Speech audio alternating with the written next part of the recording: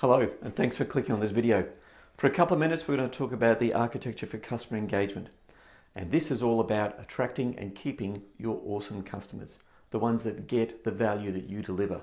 Those customers are the ones that will resonate most with what you do, and therefore they will engage with you. And they'll also be promoters of what you do because they're getting the value that you'll deliver. So I've got this framework that I use. It's a blueprint or a framework, but it's the architecture for customer engagement. And there's a few key things that need to be fed into that so that we can then build a process and an engagement model about how we attract and keep those awesome customers. The first thing is to think about who are our customers? Who are the ones that really get the value that we deliver?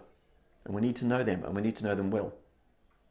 The second thing then is to articulate a value proposition for those customers. And the value proposition needs to be at two levels.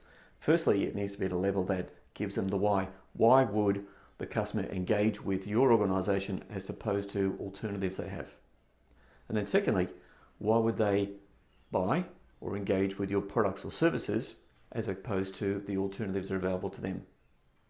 And then we need to figure out a whole bunch of things around how we gauge with that customer market. So for example, what level of adoption are they in? Are you offering services that are completely innovative, that are going to attract innovators? Or are you in the mass market where you've got to try and find some space? Adoption also is about how you want the customer to use your products or services when you engage with them.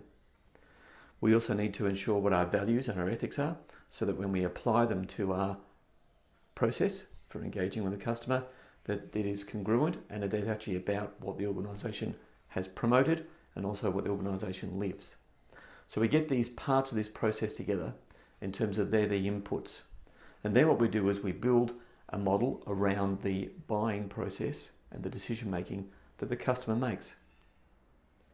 From pre-knowing anything about your organisation right through to becoming an advocate.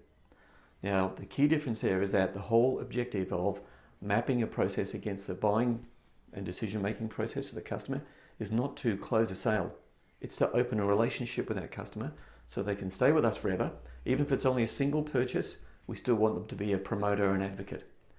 But most times these days, we want them to continue buying services or renew products and services at some stage in the future, or at least advocate to their friends, family and colleagues. So it's about opening relationships and creating advocates rather than just closing sales.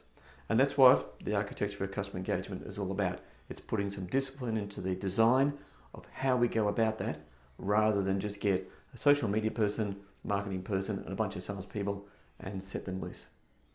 Thanks.